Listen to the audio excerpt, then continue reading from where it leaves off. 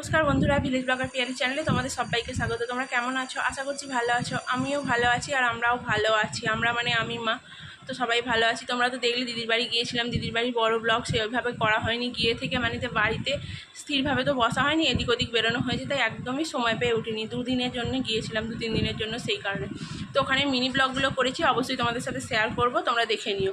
তো আজ আসিনি, যদিও বাড়ি এসেছি, 2 দিন হয়ে গেল এসে সমস্ত কিছু গাছাতে। তোমরা তো জানো কি পরিস্থিতিতে গিয়েছিলাম, তো একটু সময় লেগে গেল ব্লগ করতে। আর এখন কাজের প্রচুর চাপ, সেই কারণেও একটু দেরি হয়েছে, তোমরা মানিয়ে নিও। তো সকাল সকাল পড়িয়ে চলে এসেছি, শুধু পড়িয়ে আসিনি, অনেক জিনিস নিয়ে এসেছি, সবই তোমাদের সাথে শেয়ার করব। আর আজকে একটু তাড়াতেও আছি, বেরোবো। তো চলো সঙ্গে থাকো, ভিডিওটা কন্টিনিউ করো।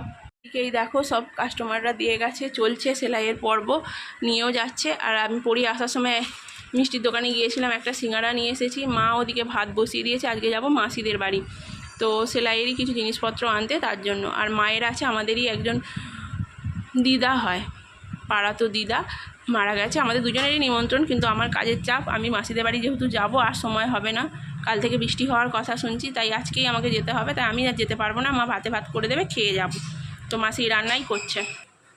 আর এখানে দেখো, ওখানে সাদা একটা প্যাকেট, ওখানে আমি মিষ্টি নিয়ে এসেছি, মা যাবে। তো দিদা মারা গেছে, তারই কাজ আজকে, আসপান্না মাঝমুখী, তো মা মিষ্টি নিয়ে যাবে, নিয়ে এসেছি। সাথে মুদিখানার কিছু জিনিস শেষ হয়েছিল, সব নিয়ে এসেছি, মা গুছিয়েও নিয়েছে। মা চা দিয়ে দিয়েছে, চলো খাই। থেকে সিঙ্গারা খেতে ভালোবাসো বলো তো, তাই মিষ্টির দোকানে গিয়ে আর লোক সামলাতে পারিনি। সিঙ্গারা নিয়ে এসেছি, আবার সস দিয়ে খেতে ভীষণ ভালো লাগে। একটাই নিয়ে এসেছি, মা যেহেতু নিমন্ত্রণ বাড়ি খেতে যাবে, মাই সব তেল মশলাদার খাবার কমই খায়, তো নিমন্ত্রণ রক্ষা করতে হবে, তাই নাহলে মাও হয়তো যেত না, কারণ এসব সহ্য করতে পারে না। মায়ের কি প্রবলেম হয়, আমাকেও বলেছিল, যাওয়ার ইচ্ছা ছিল, কিন্তু কাজের চাপ বুঝতেই পারছো। তো এটা আমিও খাবো, মাকেও একটু দেবো। তো চলো খাই, তারপরে সব কথা তোমাদের সাথে শেয়ার করছি।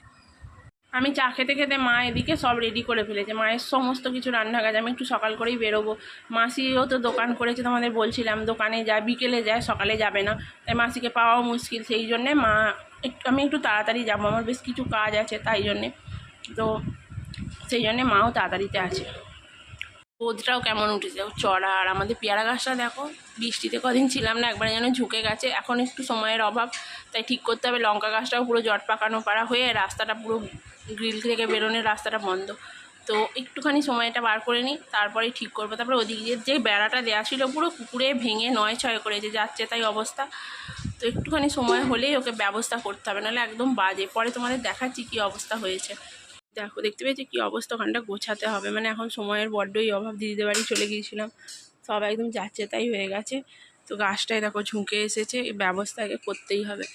তো চলো, আজকে আর সময় নেই, এসে যদি সময় পাই। আর পেঁপে গাছটা কেমন ফুল এসেছে দেখো একবার, দোলন পেঁপে না কি পেঁপে আমি জানি না, ফল তো ধরছে না। তো তোমাদের কাছে যদি কোনো সাজেশান থাকে, অবশ্যই কমেন্ট করে জানাবে যে এই ধরনের ফুল হলে পেঁপে গাছে কী প্রসেসিং করলে ফল ধরে। এগুলো ব্যবস্থা করতে হবে, খুবই অভাব সময়ের। মাও তো ব্যস্ত, এখনও জামা কাপড়গুলোও তোলা হয়নি। মা একা হাতে সমস্ত কাজকর্ম করছে, সবটাই চাপ পড়ে গেছে।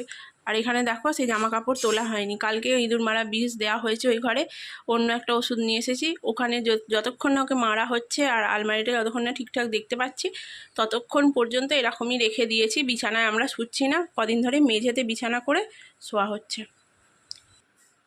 মায়ের পুজো আজা সব হয়ে গেছে, আমি মিষ্টি নিয়ে এসেছি, খাবো, খেয়ে ঠাকুরকে মিষ্টিটা দেব। তো আর এখানে দেখো ওষুধ দেওয়া হয়েছে জলেতে, বলে দিয়েছে যেমন করে। আর ভিতরেও দেওয়া হয়েছে, এত বিটকুটে গন্ধ, কি বলবো, বমি আমার উঠে আসছে, বাপরে। তো চলো, ওখানে মা খেতে দিয়ে দিয়েছে, খেতে বসবো, খেয়ে নিয়ে চান টান করবো। এই দেখো ভাত দিয়েছে, একদম একটুখানি, ওখানে মুসুর ডাল সেদ্ধ, লঙ্কা দিয়ে মাখা, আলু মেখেছে পেঁয়াজ ভাজা দিয়ে, আর এখানে মা মাছের টক করেছে। চলো খেয়ে নিই। স্নান টান করে নিয়েছি, মায়ের জন্য মানসিক করেছিলাম দয়ালকে মিষ্টি খাওয়াবো, তারপরে আমারও একটা সমস্যা ছিল, সেটা মিটে গেলে খাওয়াবো। তো নিজে হাতে মিষ্টি নিয়ে এসেছি, যতই দেরি হোক দিয়ে দেবো। যাওয়ার সময় সেদিনে দেওয়া হয়ে ওঠেনি, তো আজকে ওই জন্য দিয়ে দিলাম, ঠাকুরকে খেতে দেবো। আর মা কাপড় চোপড় ছেড়ে প্রসাদটা নামিয়ে দেবে। আমি রেডি হয়ে নিয়েছি, চুলটা গুটিয়ে নিয়েছি, আর নতুন একটা ওড়না কিনি, তোমাদের তো দেখানোই হয়নি কী কী কিনেছি, সময় করে পরে দেখাবো। তবে একটা ওড়না কিনেছি, সেই যে নতুন ওড়নাটা, সেটাই এখন চাপা দিয়ে যাব। তো চলো, দেরি হয়ে গেছে, এসে আবার কথা বলবো, কেন সময় একদম নেই। চলো, এখন গেলাম পুরো রোদে খাঁখা করছে, আর এখন এলাম পুরো ভিজে। মাসিদের বাড়ি থেকে বেরিয়েছি, আকাশ ডাকছিল একটু একটু, কিন্তু মেঘটা ছিল না।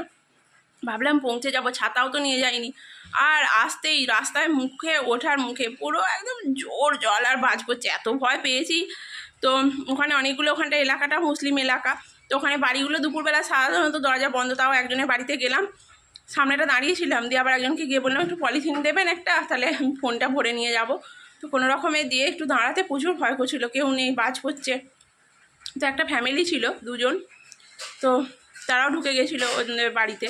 তো আমি দাঁড়িয়ে থেকে আর হলো না, ভিজে ভিজে পলিথিনটা নিয়ে একটুখানি যেই দাঁড়ালাম, দেখলাম বৃষ্টিটা একটু কমলো, তারপরে আবার এসে পৌঁছলাম। কী অবস্থা, তোমাদের ভেবেছিলাম ওখানে ধান ক্ষেতগুলো দেখাবে, এত সুন্দর না, এত সুন্দর চারিদিকে ধান ক্ষেতগুলো হাওয়ায় উড়ছে, কি বলবো, এত ভালো লাগছিল, কিন্তু কিচ্ছু দেখাতে পারলাম না। যাওয়ার সময় তাড়াহুড়ো, ভাবলাম আসার সময় ধীরে সুস্থে দেখাবো, কিছু করার নেই। এই এসেছি, আবার খিদে পেয়ে গেছে, কখন খেয়ে গেছি জানো, তার মা তো নেমন্তন্ন খেতে গেছিলো, আইসক্রিম রেখে রেখে সব গলে গেছে, আর খাওয়া হয়নি, তাই এই যে জোয়ান খাচ্ছি নেমন্তন্ন বাড়ির।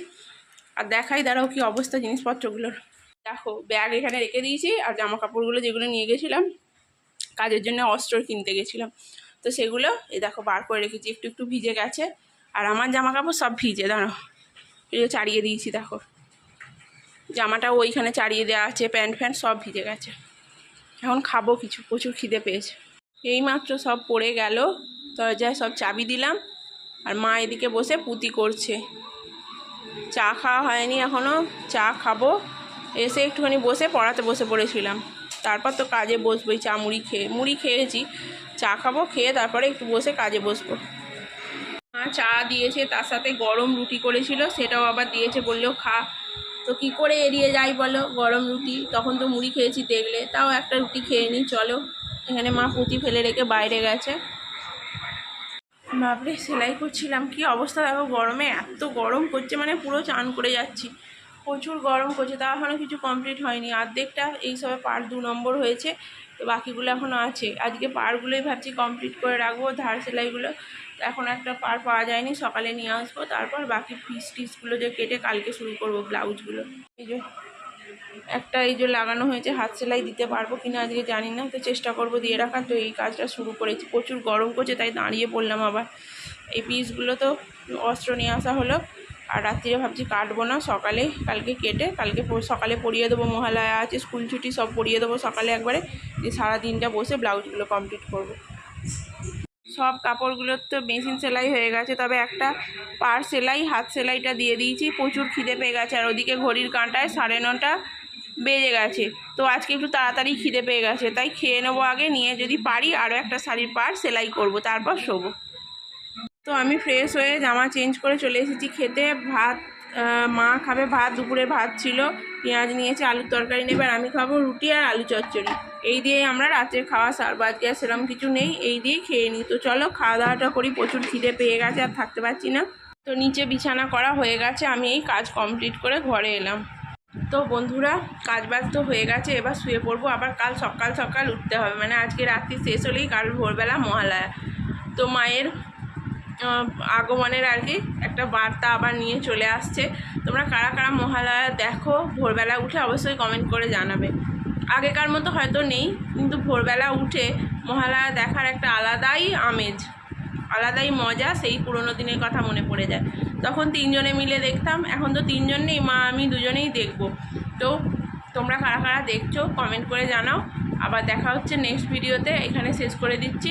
ভোর ভোর উঠতে হবে, আমি জোয়ান খাচ্ছি জানো।